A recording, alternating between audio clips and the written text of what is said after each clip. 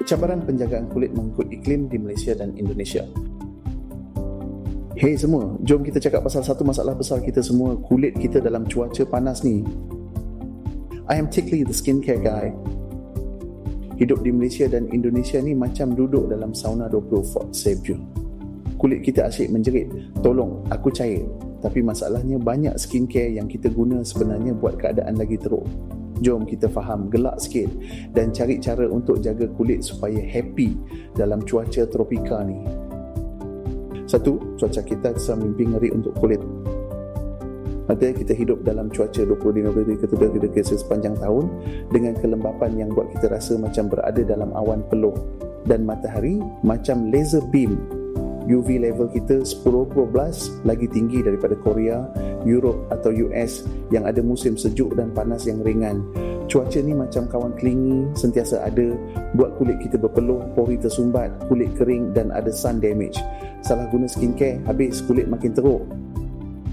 Dua, kenapa kita pakai produk 4 musim?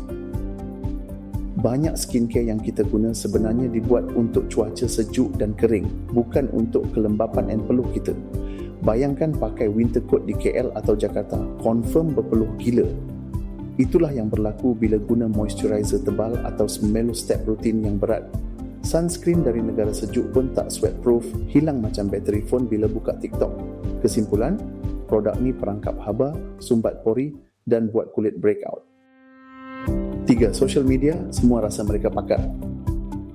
Kita semua follow beauty influencer kan. Diorang cakap 10 step rutin boleh buat glass skin. Krim ni buat kulit glowing. Sunscreen kalau melekit skip je. Masalahnya glow tu jadi minyak berlebihan dan krim melembabkan tu macam minyak masak kat muka.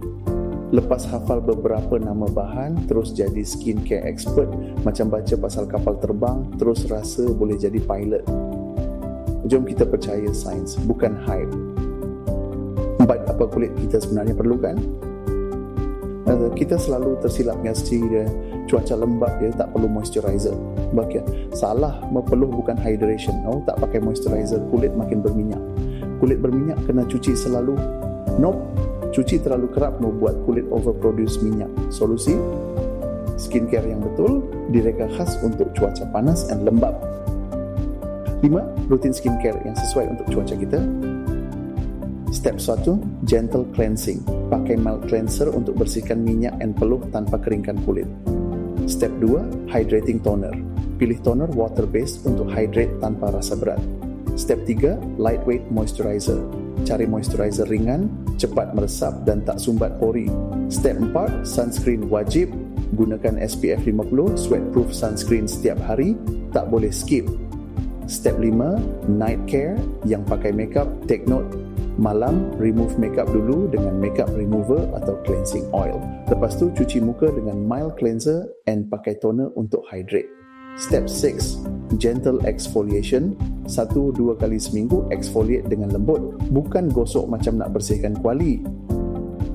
6, skincare bijak bukan ikut trend. Jadi kulit kita tak perlu 10 lapisan produk. Cukuplah dengan hydration, barrier support and sunscreen yang sesuai untuk cuaca tropika. Cari produk water based, ringan, tak melekit dan non-comedogenic. Berhenti layan kulit macam duduk kat negara sejuk.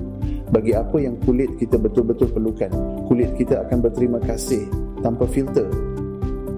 Jom buat skincare dengan betul. Rutin yang betul boleh seimbangkan kulit, kekalkan hydration dan lindungi dari UV tanpa rasa melekit. Jadi bye-bye skincare myths, bye-bye influencer nonsense. Jom guna skincare yang betul-betul berkesan untuk kita. Terima kasih semua, stay fresh, stay hydrated dan jangan lupa pakai sunscreen. I am Tikli, the skincare guy.